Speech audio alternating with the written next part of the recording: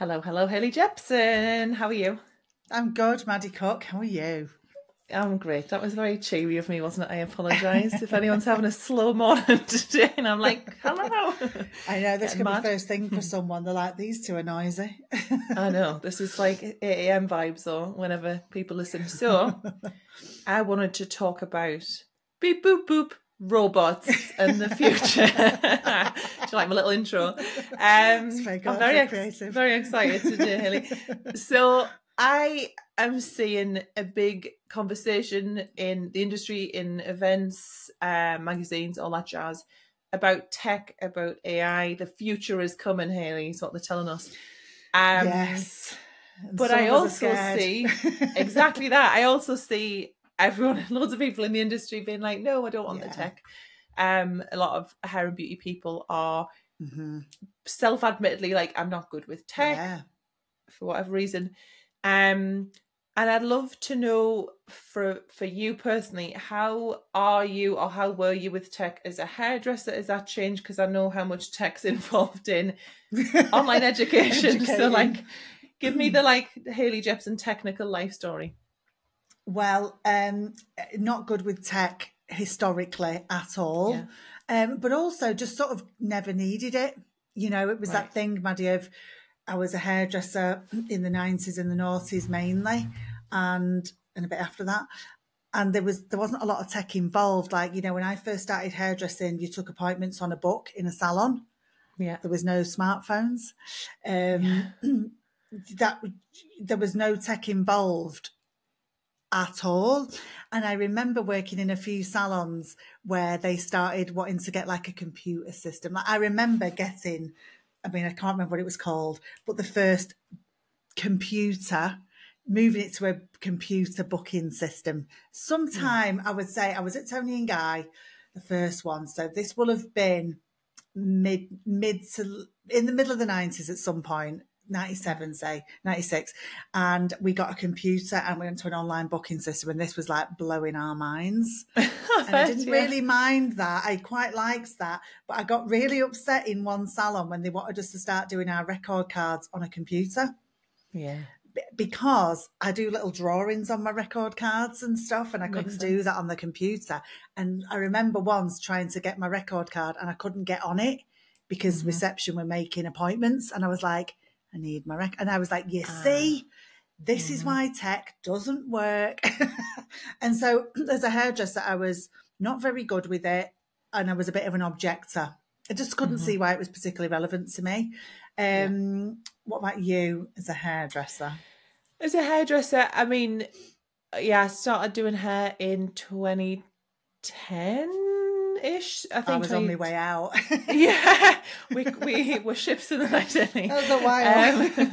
2010 when I was the little baby, and you know, like I had Facebook, but it was like when you would be sneaky and have a Facebook profile, and no one really cared that much about that. And I didn't have a booking system till it took a few years to do that, and that was like hands down one of the greatest decisions behind the chair. Like, and I'm just obsessed with them now. Bought into a bit of faddy stuff. I mean, you know us, Hayley, we love to buy if someone's selling, if novelty. If a guy walks in with it, you know, going, oh, have you seen this? I'm like, oh, I'll have 10. And we, you know, I snapped up a couple of the really faddy, you know, tech tools, gadgets for things that never saw the light of day, really. There was, I don't want to name any brands, but there was something to do with, oh God, I can't remember. We didn't use it. It's like highlights and this sort of machine that looked a bit like a straightener, but wasn't. And that was a thing. And then, you know, I love the sort of tech with, I have a really cool thing from a hair loss brand, which is a scalp camera. And it's so interesting. Oh my God, your scalp is hideous.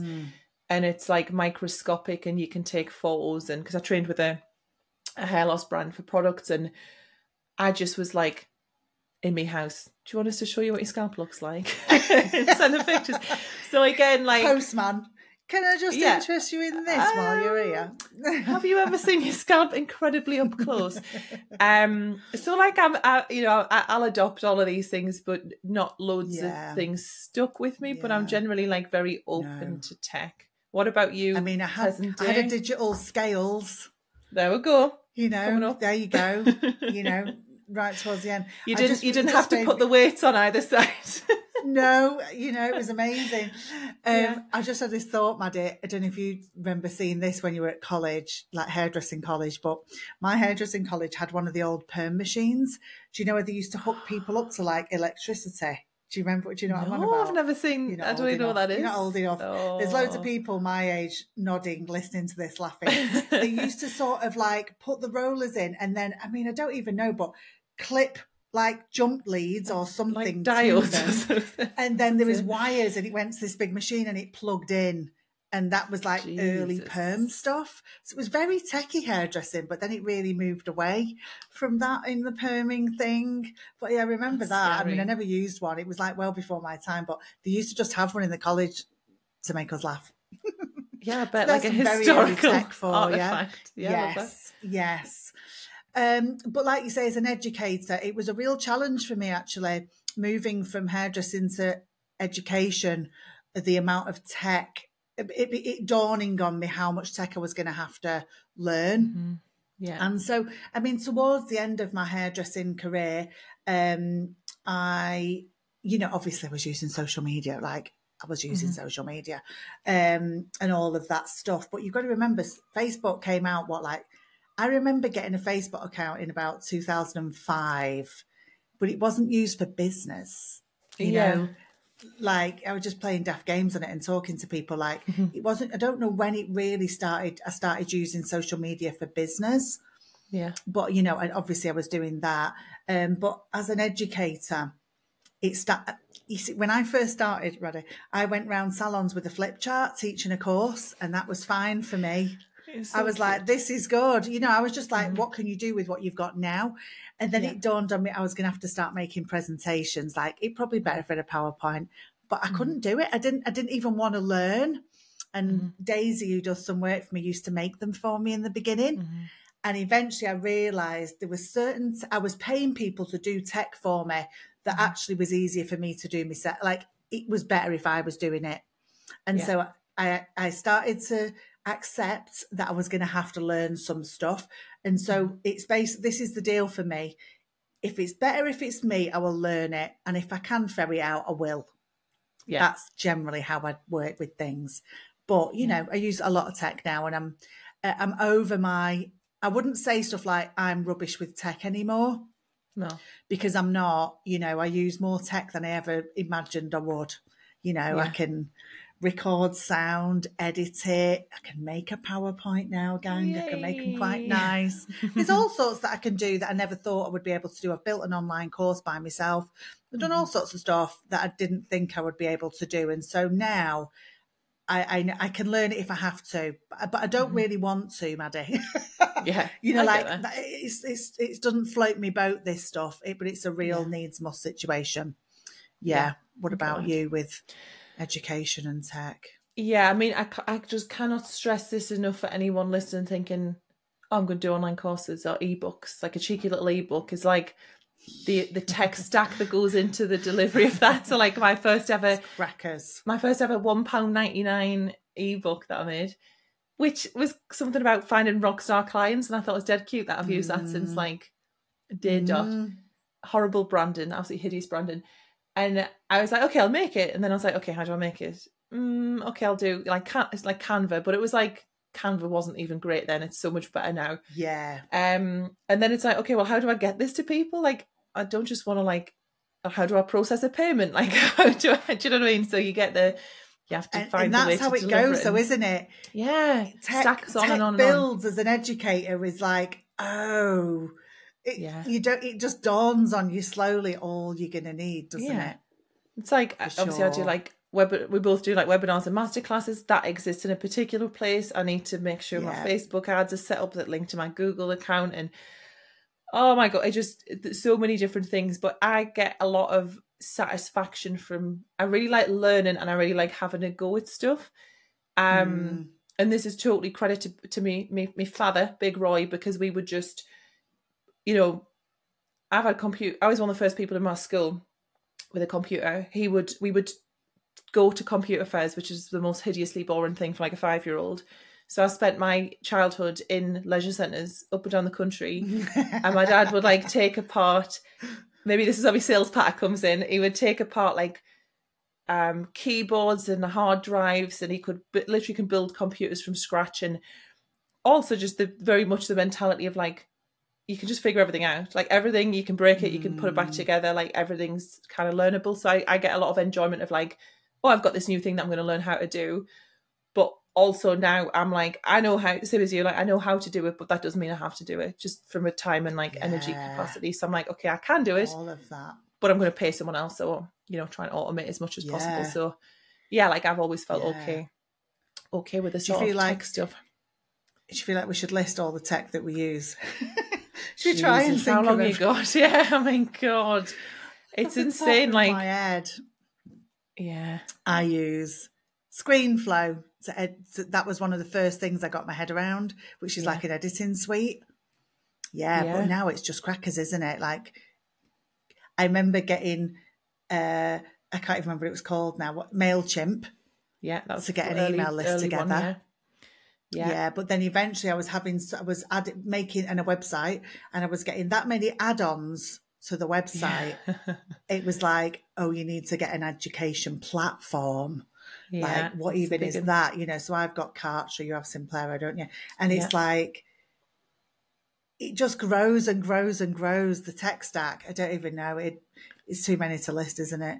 It's insane. Like, even like trying to explain to someone what Zapier, which is an API integration, which means it's a thing that gets apps to speak to other apps. So like we have one because my pricing calculator is a web app, so it's not on Simplero because we obviously have made the code for that.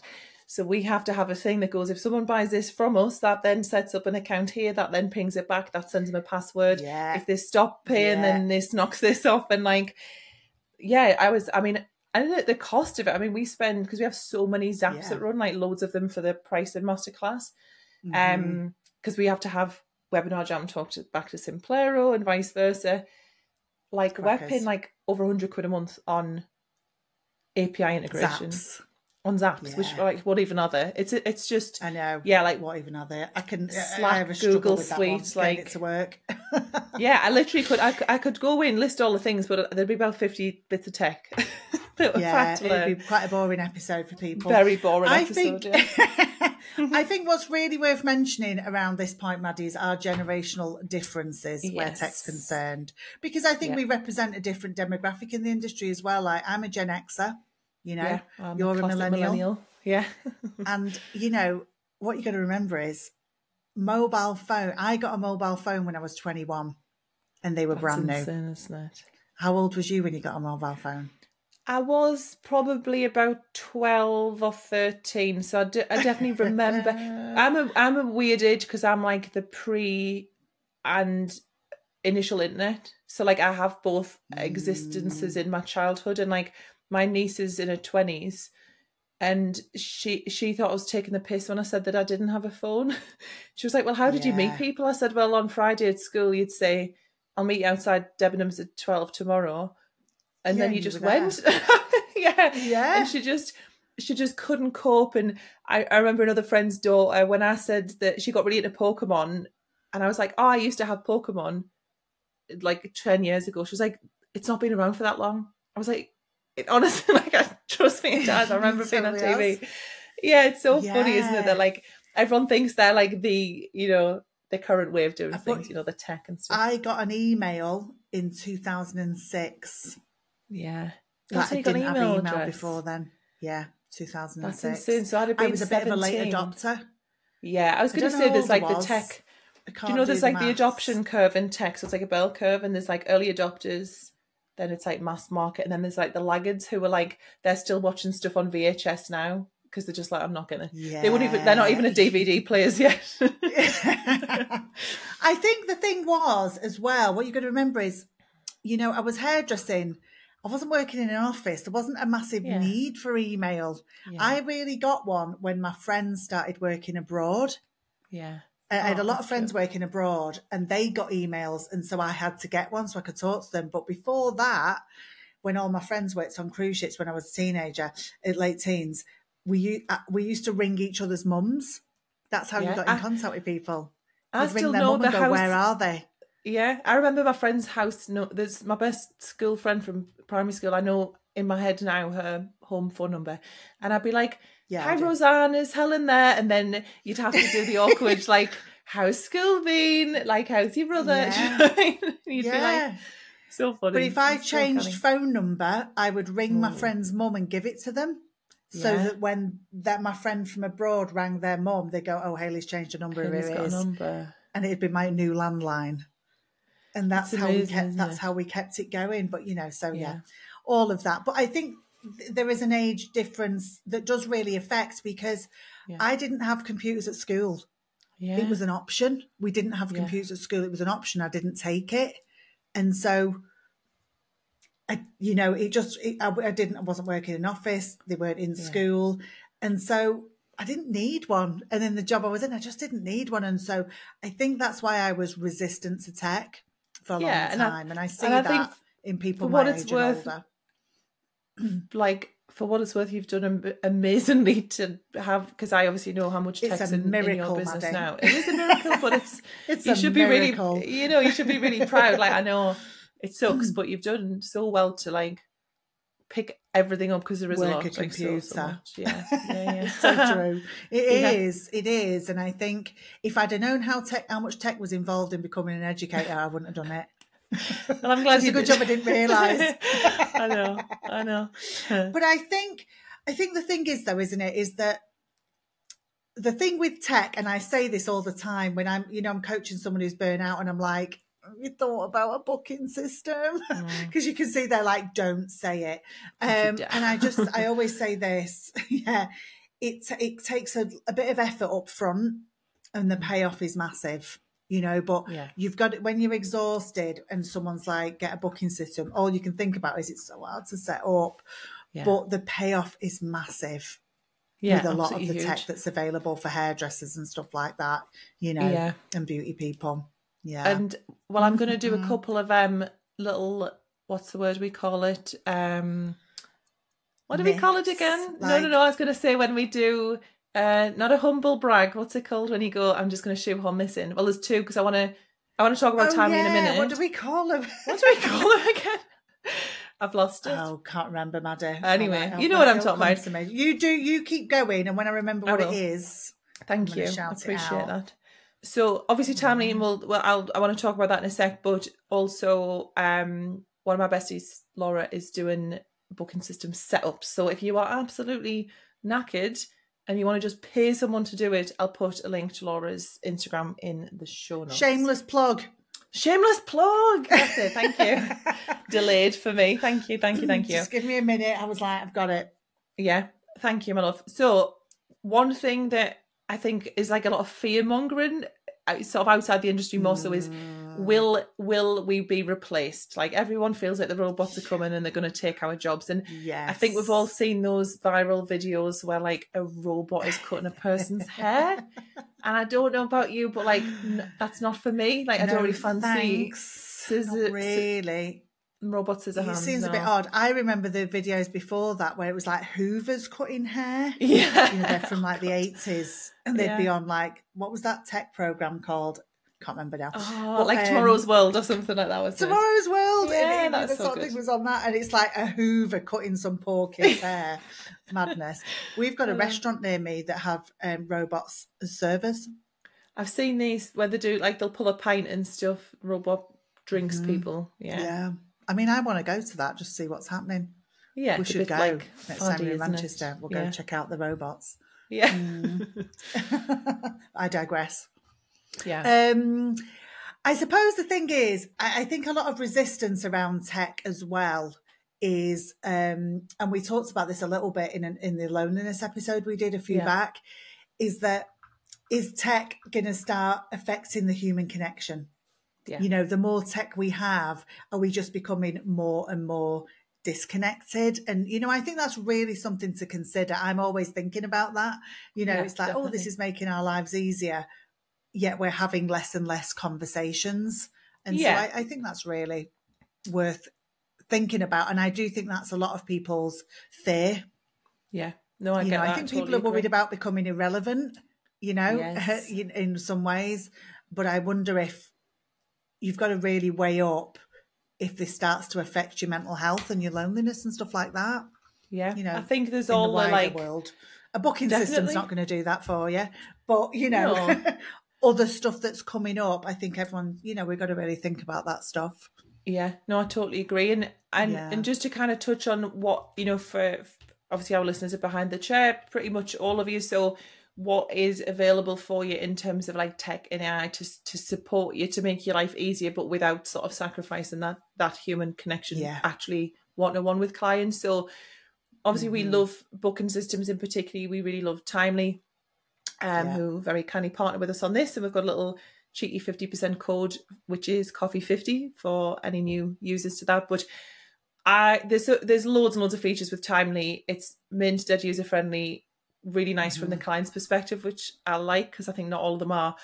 But because I'm a little nerd, one of the things I love that they do is that you've got this it's like a dashboard with like insights, but you get these really nice little charts, so you don't have to like work it all out. Maddie's loving this. I love a chart. I know. Chart, numbers, a little pie chart. Beautiful. But I love the data, and I'm a big fan of like making data-driven decisions for the business, not like emotionally led decisions. And it talks about things like the demographics, so like what age your clients are, gender, like all this sort of good to know stuff. The retention rate. So retention rate is one of the most important metrics in your business. Like if you can increase that just by a few percent, like you are laughing. And you just can't know that without tech, can you?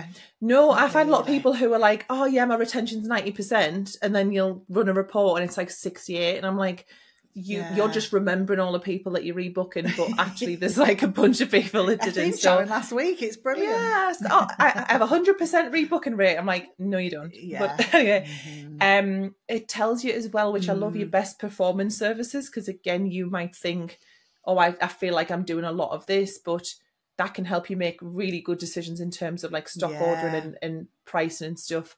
That's really good. I love that. And I think it just helps you make really good decisions, really profitable decisions, what to keep, what to bin off, who your market is. I think that's absolutely mint. Who to talk to. Yes, it's like who to talk to in your messaging, all of that. Yeah. I've got a favourite Timely feature, and it's the one that I talk about all the time when I talk to clients, when I'm sort of going, you want pitching to it. Come on, guys. Now. And I always talk about the fact that you can have because they all say, oh, I'm scared of clients booking their appointments, they'll get it wrong. And I go, have you heard about the pencil in thing? And it's like clients can pencil, like they can book online and they call it penciling it in. So you have to go back in and go, yes, that appointment's okay. And people are like, oh, I didn't know that was a thing. You've got so much more control, and people think that it's going to be like the Wild West, like everyone's booking like terrible appointments. Everyone's going to book crazy appointments, going to be awful. It's not like that at all. I think, no. Yeah, that's often quite a cincher because it's all about loss of control when people, are nervous of booking systems and stuff, isn't it? Definitely. Yeah. But what else have we got? I love like a chatbot. So I used ManyChat, but also the chatbots that are just like native within Facebook Messenger, Instagram, so you can have it like if you get frequently asked questions, if you just want to have like your price list, anything that people are maybe looking for really quickly, if they're messaging 5 other people and your little chatbot immediately answers that question, you're much more likely to have them proceed with the booking than they have to wait 8 hours for you to finish work and get back to them. So plus it's just less time, isn't it? It's all about this like keeping your capacity and energy. That's something I love. Yeah, you see that a lot though, don't you? Because sometimes when I respond to hairdressers, an immediate thing pops up. When I'm chatting to people in the DMs, and or sometimes it just pops up. Are you looking for an appointment? As soon as you're in their DMs and stuff, which is brilliant, isn't it? Yeah, great. And ManyChat, I use that.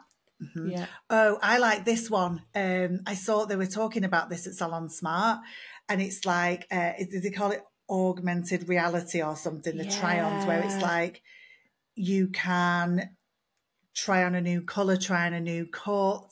They've got apps for this, haven't they? So you can use these in your consultation. I mean, you could save some real, what's the word I want here? Pain, heartache. I want to go red.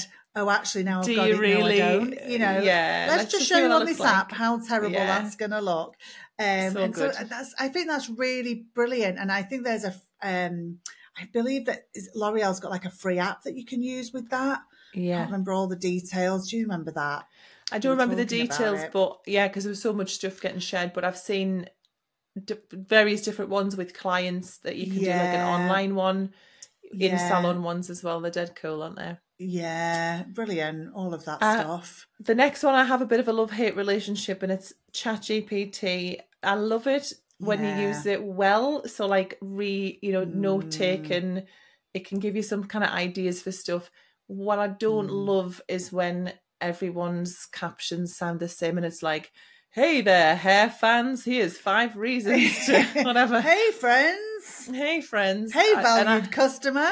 Yeah, like do you want to level up your hair game? It's like, okay, we know you're using ChatGPT, but if you've not used it, just Google ChatGPT. It is like quite mind blowing. I showed my dad, and like I say, he's dead techie, and he was like, his mind was boggled by it. He was like absolutely obsessed. So it is cool. You can use it to, like, if a client emails you, let's say there's like a complaint or something, you can actually get it to help you reply, like to draft an email reply, things like that. It can help with like, I would say use it for ideas for marketing, maybe, and just to help me with ideas for, in this niche for this particular type of customer. But it's the captions for me that are not amazing. It's only as good as you prompt it, so you have to get good at prompts. Yeah, I've looked at it, and I've played around with it a bit, but I tend not to use it really.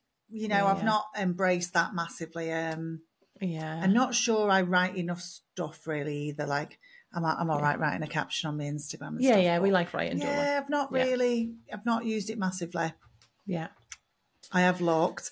There was some good tech coming into the world, wasn't there? We learned a lot of Salon Smart when we were there, and there was a lot of people talking about new tech and stuff like that. And I thought there was some fancy stuff. Like I was banging to the Kerastase scalp tool, and that sounds like similar to the one that you were talking about when you used to, everyone who comes into your house, you would accost them. But Kerastase had this like camera scalp tool diagnostic thing that's coming. I'm not sure that's out yet. There seemed to be all stuff that was coming, didn't it? And then L'Oreal had this sort of tech hair dryer. It did all sorts of fabulous stuff, but one of the things was it was like it would memorize settings for certain clients, and I thought it was good. I was like, it's cool, try and get my hands on one of them just for me. Yeah, but it was using infrared to dry the hair as well. Yeah, there's lots of like health benefits of like, I know the Dyson hairdryer does a thing where it like checks the temperature like thousands of times a second, which feels a little bit too many times, but anyway, and it'll to make sure that it's not like to make sure it's not like burning life out. Have I ever told you about my toothbrush? Were you part of that conversation, or was this? I don't think so. I talked about it in one of my old groups. So basically, do you know when I do a challenge, I do prizes, and I always like to just do really random prizes. So the last one was an air fryer, like stuff that I love. Oh yeah. And the time before that, it was this toothbrush. Good tech. Yeah, air fryers, good tech. And I want to say it was Connor Doyle, it was a guest on our podcast a little while ago, who, when I recorded something with him, I was like, Connor, your teeth are unreal. His teeth are stunning. And he was talking about this toothbrush. I thought, well, I'm influenced. Obviously, Connor's teeth are mint. I'll have one. Basically, you get an app with the toothbrush. And when you put it in your mouth, it's like, it comes up with this like image on your phone of your top and bottom teeth. And they light up white, and the sections light up white when you've brushed them enough. And honestly, Haley, it's so good. And it's got like a pressure sensor, so it's like you're pressing too hard, you're not pressing enough, and it scores you, and you'll get like a little happy face. Like Maddie's got a little sticker, she's thrilled. I'm like, please give me praise, and it gives you a little bit of praise, or it'll say, be more gentle next time, and you can set little tasks. So if you want more like whitening, if you've got sensitive teeth, it does like streaks, obviously, of like you can win awards. So it's like I was really brushing my teeth really late before I went to the gym, so it was like, you get a night owl toothbrush award, and now I've got like an early riser award. Honest, I'm just so into that. It's like the ADHD dream. Everything about it.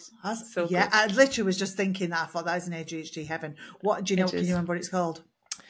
It's an Oral B, and I want to say it's an IO9 or something like that. There might be a newer version out of it because I've had it like maybe over a year. But it's honestly, I didn't know I could love a toothbrush that much, but I'm obsessed. Wow. There's different. I think there's like newer, cheaper ones now as well because I think everyone's kind of like brought out versions. But I think all of our tech combo is to say it's coming, isn't it? Like we as resistant as you want to be, like whether you like it or not, it is on its way. But it's maybe about how we choose to use it as well. What do you reckon? Yeah, I mean, I think it's just like it's amazing, but you don't need everything, and it really can be used to really help hairdressers, beauty therapists with burnout. You know, like I'm really into that. It totally can help save your energy and your time. You just got to think smartly about which ones will work for you. You know, I was a bit of a tech refuser, but now when new things come up, I just really weigh up, do I need this? And sometimes I try stuff and I think, I don't really need this in my business. Not so much, but I just think you've really got to weigh it up, haven't you? You know, definitely. What's going to make your life easier? Because that's really the point. Exactly this. It's like you don't need to go and open like a salon in the metaverse, but you might want to have online booking and some autoresponders as a minimum. What's the metaverse, Maddie? Is this even a thing? Oh, this is fun. It's a thing, yeah. The only way I can kind of describe it. Are you aware of what Habbo Hotel is? Does that register for you? So it's a bit like I'm writing it down. Okay, Habbo. I don't imagine it exists now. It's probably like a predator's paradise back in the day, but it was a thing where it was like a chat room, but there was also like a visual element to it, so you could go and all meet each other in different rooms and have chats with each other. So if you imagine like that's the basis, but it's this like much more technical thing. So for example, so it's a place. It's a virtual meeting place. A virtual place. It's a number of different ones. So like we could set one up. We could have coffee isn't lunch in the metaverse, and me and you could. So do you create your own metaverse? There's not a big metaverse that you can join. Look at me, I sound like a nana. Nana. So we could have a coffee. Nana Haley. Okay, Nana, sit down. I'll draw a picture. So we could have within the metaverse. We could have a coffee isn't lunch, like virtual, like meeting place. Shop. The coffee shop, and you could put your virtual reality headset on, and me and you could meet. And it would look like we're in person. If you've ever used any sort of virtual reality, you could be in people's salons if they had like a salon version, and all of the staff could like log in from their home. Or you could speak to a stadium full of, like we've delivered classes to like thousands of people. You could have them all there in front of you, so I would hate that. So you could see their faces, and you could be at a stadium. I'd like it. Oh, I'd like that. That's interesting. Yeah. I'd like it and you wouldn't. Oh, that's interesting. I like talking to people IRL. Yeah. Oh, that's interesting. So like from the back end, I mean, I'm sure, would it be like if I joined the metaverse and I work with a salon who have joined the metaverse, we could do business in the metaverse. Yeah, it's like you can just meet. It's like a moved on version of the internet. Yeah, pretty much. It's like it's like a virtual, like connected. People play. It's like people can play games like that. There's like dating, so you could go on a date with someone in the metaverse, so you don't have to put your makeup on and get ready. I don't know if that's worse or better. Oh, okay, maybe. Wild, but in a nutshell, I mean that's like the gist of it. Like I've seen the word metaverse banging around, and I just thought, is this just like a new fancy word for online? Yeah, kind of, in a way. Oh, I'm such a Gen X. What can I say? We'll set up over in the metaverse. I actually quite like the sound of it, Maddie, Yeah, I do. Okay. Even old techie phobia me. Yeah. I do quite like our the sound headsets of it. On. Interesting. Well, so that is our tech chat. Yeah, tech talks. Tech talks. Yeah, I don't even know what to say. It can feel overwhelming. I'm like, it's a lot. It's a bit blown to away think about the metaverse. It's a lot to think about, and I see why people can be overwhelmed. But I just think, you know, the tech I've got really does help. It does. That's it. It That's just all we does, want us to doesn't it? do. Yeah, makes sense. Yeah. And there are some really simple things to help you behind the chair and on the tools, etc. Brill. Well, let's hyper-focus, Maddie, because my mind's blown over here got a now. lot I'm to trying think to about, process haven't we? the metaverse. I know. Do you want to go first or am I going? I don't mind going first. So I think you do the same thing as me, which is you have your like comfort series, TV series, which you just cycle through, and then you get to the end, and then you've got like your combo. So we've just gone back. I said just, we've like absolutely watched tons of them. Breaking Bad, which I honestly think is one of the greatest bits of TV ever created. And I have really fond memories of it because it was the last series. Don't know if you remember, but there was the break. Do you know when, spoiler alert, turn this off if you've not watched it. Do you know when Hank has the realization, but that was when they split the series. So you were like, oh my God, he knows and what's going to happen. And at that period was when me and Aidan were first dating. And I'd go to his after work because we worked together, and we'd go and watch them together, and it was like the cutest thing. So I'm watching them very like nostalgically, but also my memory's shocking, and I feel like I've forgotten everything. So it's like watching it again, which is cool. But so I'm just banging into it. So good. That's interesting. I was floating recently what I would watch again. This kind of links actually into mine. I was floating what I would watch again, and I was deciding between Breaking Bad, Ozark, and The Americans, and I went for The Americans. Now that is not my hyperfocus though. My hyperfocus is the Cold War in general, Maddie. Like, I'm obsessed with the Cold War. Like, obsessed with the Cold War. I just think it's fascinating, this whole 80s spy American Russian shenanigans, as you would say. I've picked up your word. I just find the whole thing really interesting. This, you know, how these two countries were like, everything's fine. Absolutely not. Spying on each other, like having it's like a war that everyone was pretending they weren't having. It's crackers. I find the whole thing interesting, but there's so many good spy stories. But so I'm obsessed with The Americans, the TV series. Have you watched it, Maddie? No, I've not seen it. No. Oh, you and Aidan need to treat yourselves to that. It's brilliant. Next one. And it's basically about this American couple who are actually Russian. They work for the KGB, they're spies, but they've lived in America for 20 years. They're married, they sound American, they've had kids. The kids don't know they're spies, but they're trained so well and all of this. And it's like pre-computers, so it's like wigs and code. Anyway, I'm moving into my current hyperfocus. I found this podcast called, I've written it down, Mother Neighbor Russian Spy. And as I was listening to it, it's all about this American couple who live in New York in the 80s and 90s, right up into the Obama era. Holy hell. And I suddenly thought, this sounds like The Americans. Anyway, it's only what The Americans was based on, was this couple. It's absolutely crackers because a lot of the Cold War stuff I listened to, it's very 80s, but this was like the 90s, and this was an Obama problem. Like, Obama had to sort it out. I was like, that was 5 minutes ago. It's still going on. I love it so much. It's really good. I could totally get into this. Definitely. Honestly, like, Cold War stuff is my jam. However, what I'm working on, I'd like to put a shout out to anybody listening. I'd really like to listen to all the things I hear are about Russian spies in America, and I want to watch or listen, I don't want to read it, something about Americans in Russia. I'm never hearing the other side of the story. American spies pretending to be Russians, like, sure, that feels a bit harder to pull off. So I'm looking for something good. Okay, so however, just so out in the world. Out in the world, if anyone wants to help me, just drop into my DMs. I've been having a little look around the interwebs, but Cold War, I'm deep in it at the minute. I'm looking for more entertainment around the Cold War at the minute, Maddie. I love when you just get a topic that you get obsessed with. Oh, that's classic. It comes ADHD. And goes through my life, the Cold War. You know, I don't know why it's so. It's the spy stuff.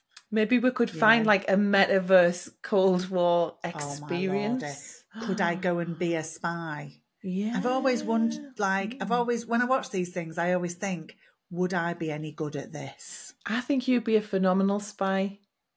Do you? Yeah, I really do. Because I think I just would want to tell you everything. Like, even if I was a spy, I'd be like, oh, I'll tell Hayley.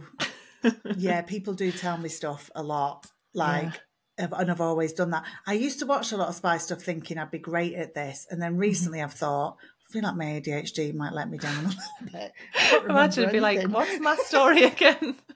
What is it? But then on the other hand, it'd be great, you know, because you can think out the box. I'm quick thinking, on your feet. you know. But I weigh this up a lot. Would I be a good spy? What do you think about you? Would you be a good spy? Terrible, if I'm honest. So easy to, yeah. Well, I have this debate within that I want to go on Hunted. So shout out if there's any producers of Hunted listening. Yes. I think I'd be amazing. He thinks I'd be terrible on account of being 6 foot and tattooed and like very physically easy to spot. You just have to do the whole I can always Facebook. Find you in a crowd. Yeah, like there's a reward for £1,000. Have you seen this woman? But yeah, I don't want to give away my strategy. But let us just say this: I'm walking into hair salons and I'm going, "Are you in my group? Do you want to just sling us in your mate's car and go drive us away somewhere?" And I would absolutely leverage the hell of our network.